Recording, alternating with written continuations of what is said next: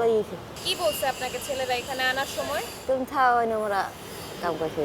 বয়সের ভারে নুয়ে পড়া শরীর আর কাঁপা কাঁপা কণ্ঠে বলছিলেন নিতে আসবে ছেলেরা। রেখে গেছে যে না যাই দেখে হেনে লইবে।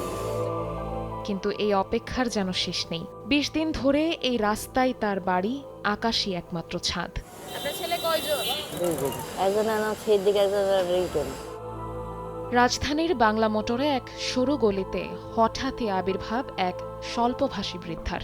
নাম মনোয়ারা। এর সাথে যাব না। ফলারা লই ফলারা দৌড়ি। স্থানীয়রা তাকে দেখছেন, কেউ বা সামান্য খাবার দিচ্ছেন। ২০-২১ দিন থেকে এখানে আছে, আমরা এর কোনো কিছু হাইট দিছি আর খাইতেছে না কিছু। উনি বলছে বরগুনা আমার বাড়ি, আমার ছেলে থুয়ে গেছে, আমার ছেলে এসে নিয়ে যাবে। দিনের ভিড় ফুরোয় আলো নিভে আসে।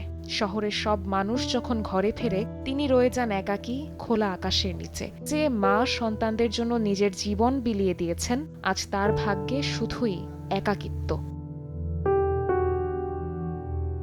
এই করুণ দৃশ্য দেখলে প্রশ্ন জাগে, সত্যিই কি কেউ নিতে আসবেন তাকে, নাকি এটি শুধু এক প্রতীক্ষার গল্প? শবনব নিবিড়, সময় সংবাদ, ঢাকা।